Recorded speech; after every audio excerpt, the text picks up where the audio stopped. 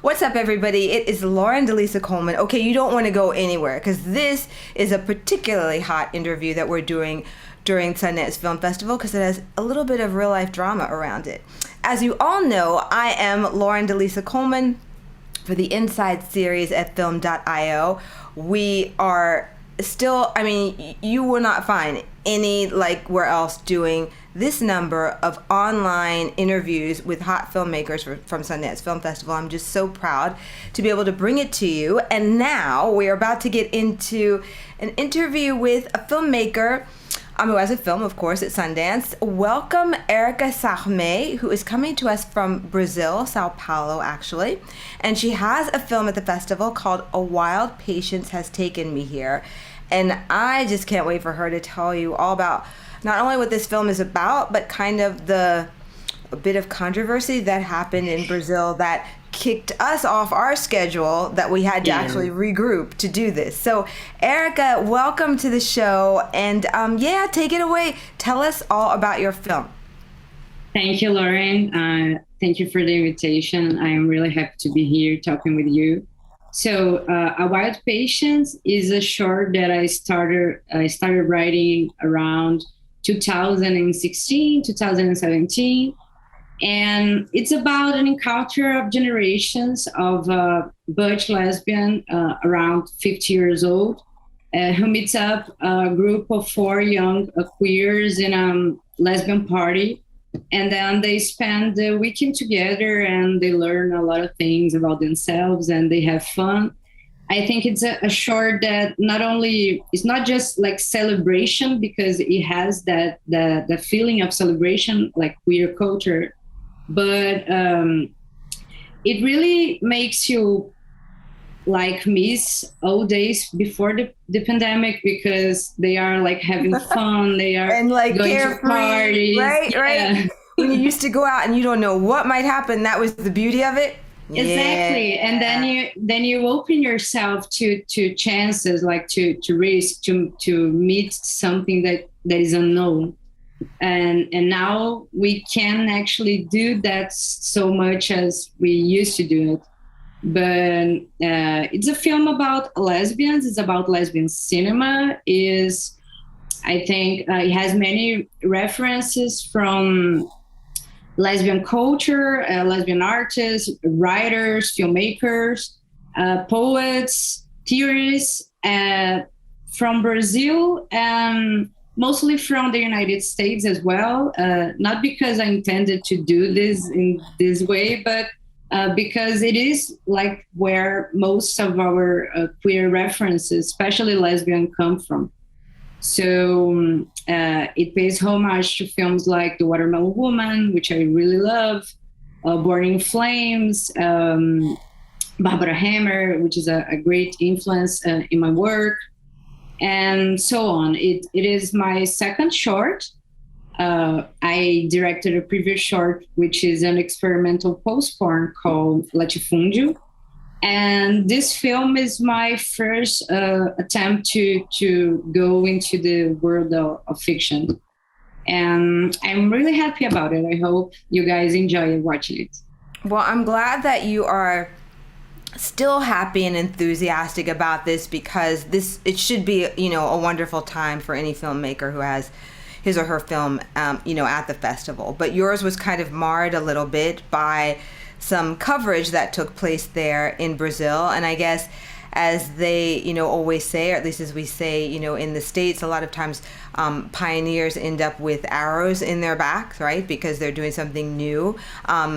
There's obviously not a lot of this genre in Brazil or anywhere, but Brazil too. And so I think it was maybe misconstrued.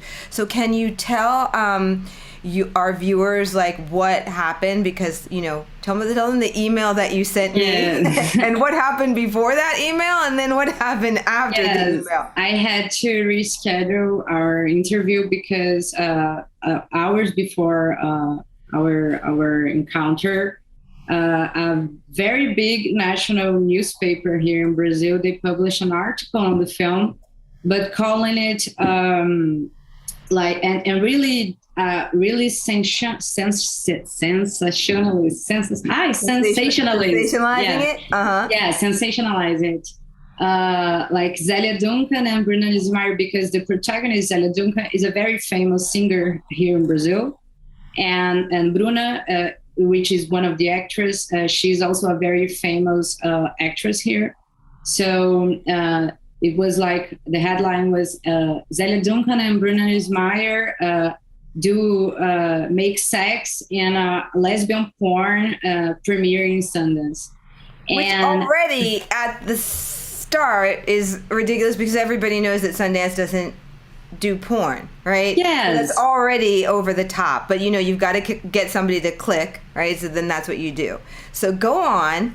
yeah, Now, how did you find out about this, though? Did a friend tell you, or what a happened? lot of friends told me. The interview was actually really nice, and the article itself was not bad. It was not the journalist who interviewed me who chose the title, but it was like the heading of the newspaper.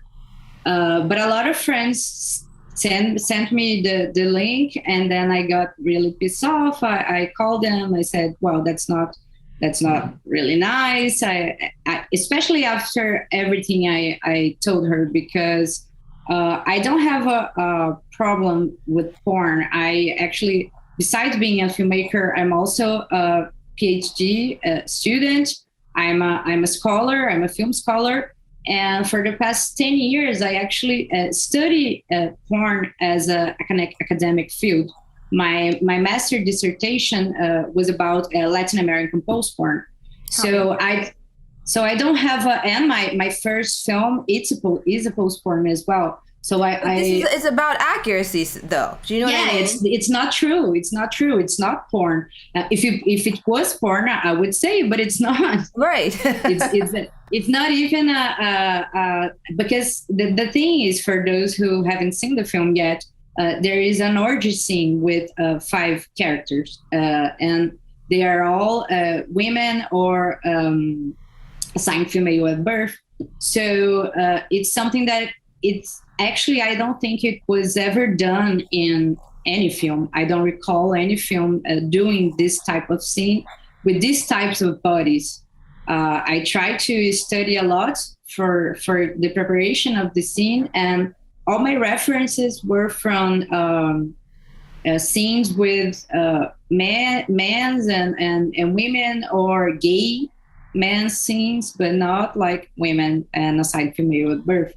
So it's something that is really new, and also it's the length of the scene. It's about 2 minutes in a 15 in a 15. No, it's a 26-minute short.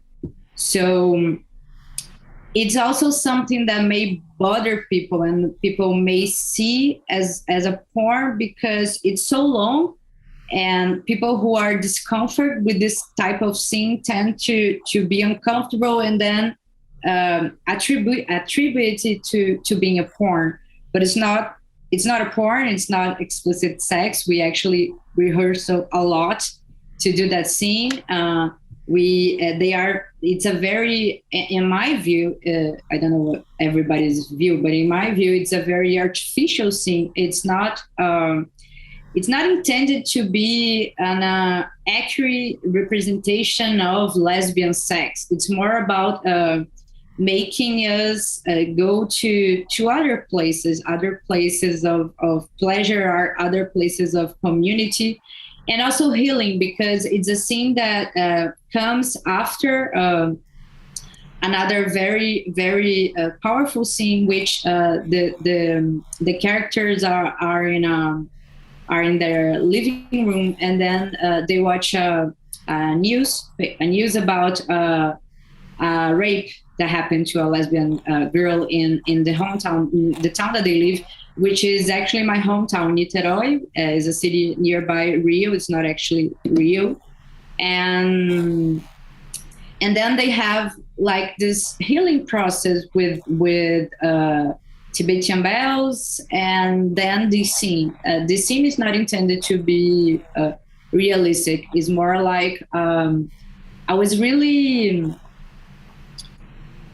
I was really how can I say, very motivated by a question that is, how can we represent desire for female bodies in a way that is not sexist, How interesting. but it's also like you want to make people get hot with that scene. You want to make people feel what they're supposed to feel in this type of scene. And a lot of people, a lot of filmmakers, when they try to represent this type of sex, to not to make a like the sexist shots, people tend to don't actually depict sex. They do it more in a kind of erotic way, more gentle way, more what is supposed to be a feminine way. And I don't believe this exists. I don't believe there is a female way of making film, or male way of making film. But I do believe that we were taught to make films from male perspectives, like white cis male perspectives. So I wanted to really explore what I could do with that scene. So, for example, in my study, I noticed that to make people feel like it's an intimate encounter, you have like the camera on hand, and then it goes like slicing to the I don't know if it's the right word that we call in English right now, but like you it's a smooth path with the camera through the bodies. And I didn't want to make that, because it has been done a lot.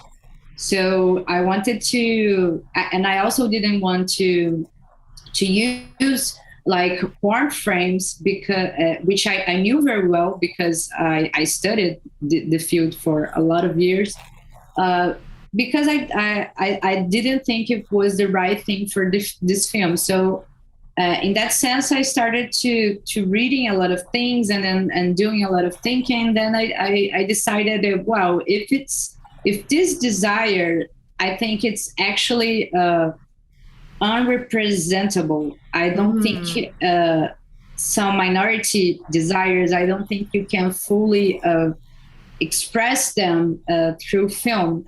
So if it's not representable, if I can't do this, so I should do what I want, what I think it's more beautiful, what I think it's more elegant, what I think would make people feel hot about it, but also kind of moved. So another thing about this scene specifically is also the sound. The soundtrack of the film, I personally love it. It's done by Natalia Carreira, which is a musical producer and guitarist here from an indie band from Brazil called Le Trux.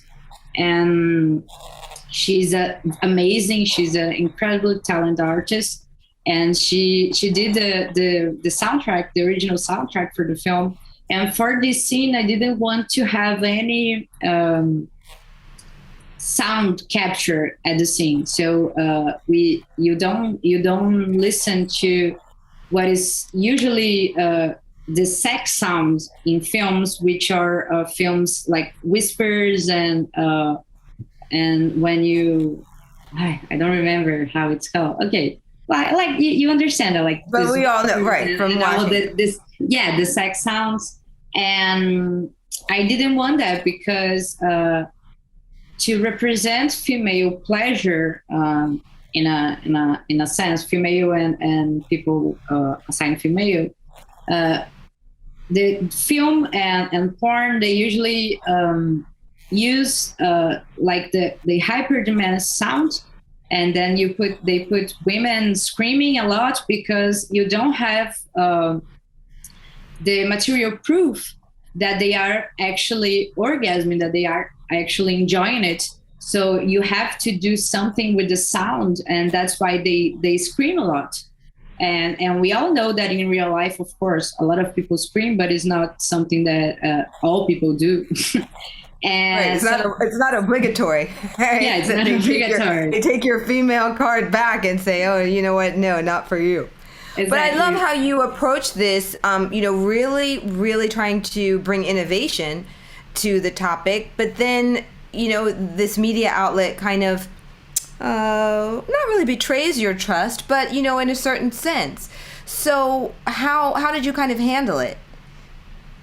Well, I was actually really upset because it's not something so simple to get this type of headlines in Brazil right now. We live in a fascist government, so they are not very, well, not at all fond of filmmakers, like culture in general, arts and culture in general. They had shut down like all financing for cultural workers, and of course they don't like at all LGBTQ people.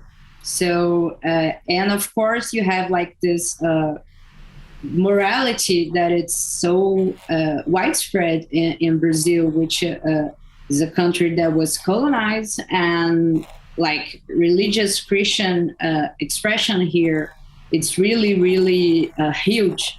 So of course people tend to look at depictions of sex, especially queer sex, as something that is immoral, something that was not supposed to be doing, especially when you get financed from a public funding. But it's actually the only way that we can make film in Brazil. We don't have like major studios or major companies who are interested in financing film. We have to count on public funding. And so like, obviously it was like kind of a culmination of things, or their convergence of things from culture, history, past, present, and hopefully not future, coming together with your film at this moment in Brazil, media perception, and so much more. So were you able to talk through that? Are any types of retractions coming, or where are you now with the kind of the coverage around your project? Well, I don't think my film. Well, I don't have a press with me, like with a personal publicist. Publicist, yes, that's the word.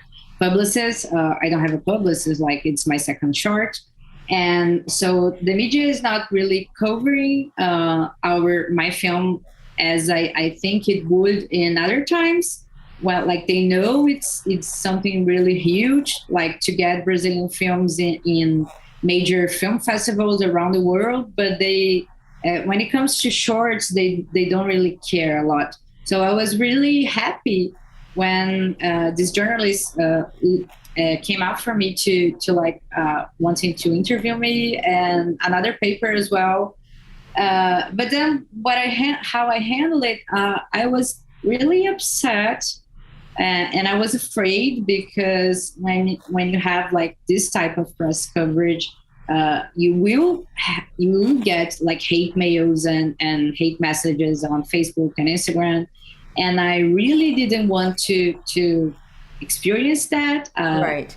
So I called them and I said to, like, please change it, and they changed it 3 times. So the last title was something like Zélia and Bruna, they are starring a lesbian short, which is premiering in Sundance.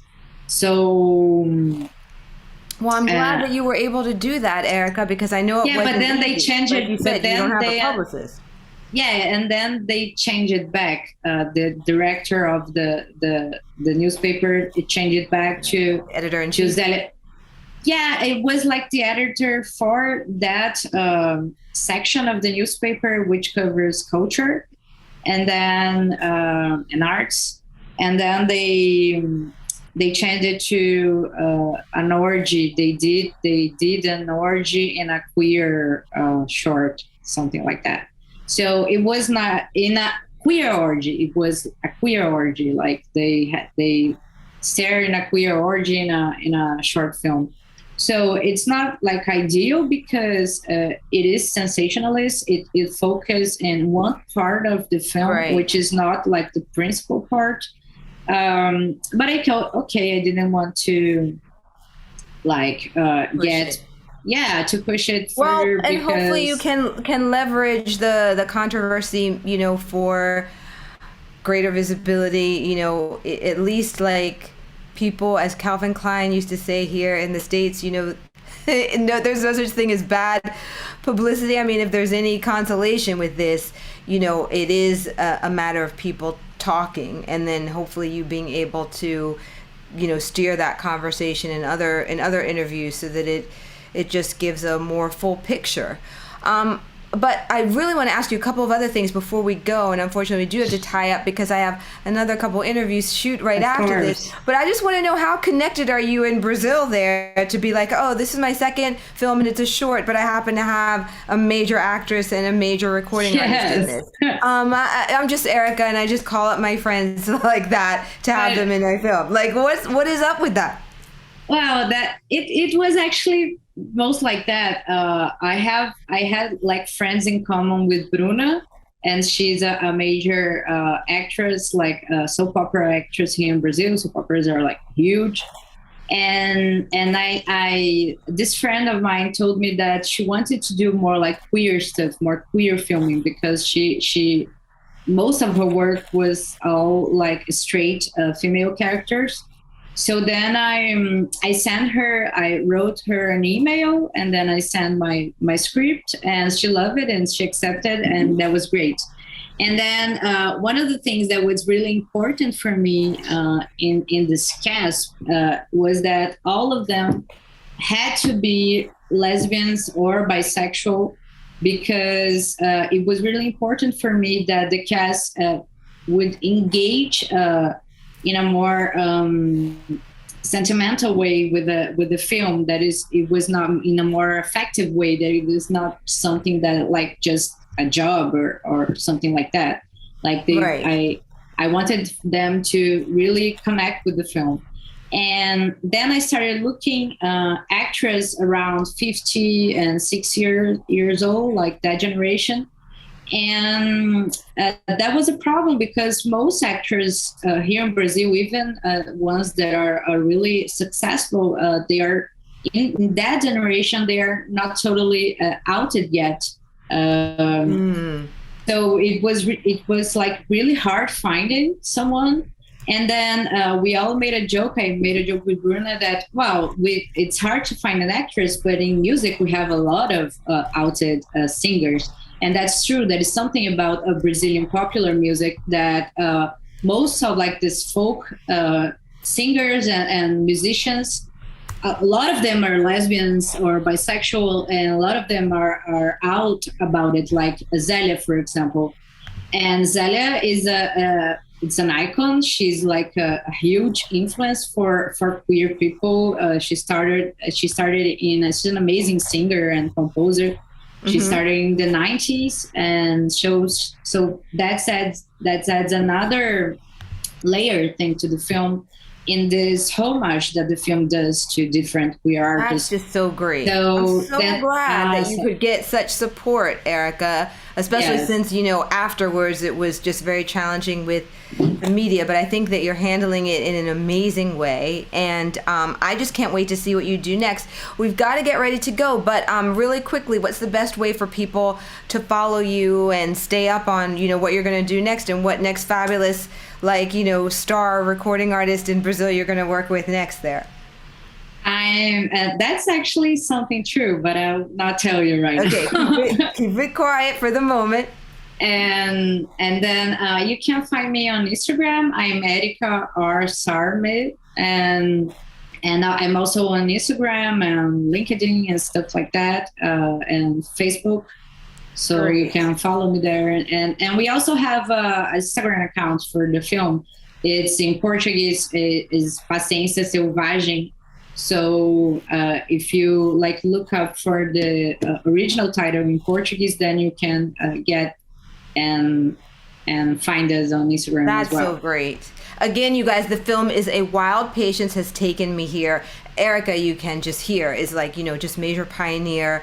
And, that's not an easy place to be in. So, at the one hand, like I said, I'm sure you're just really celebrating right now. And at the other side of that, there's a lot of probably, different feeling around it. But I hope that you work through it. And, I hope that it will open up things there in the media and acceptance, because everybody wants to be, just accepted for whoever he or she is. Or soon we'll probably be adding aliens too, he, she, or it. You know what I mean? So yeah.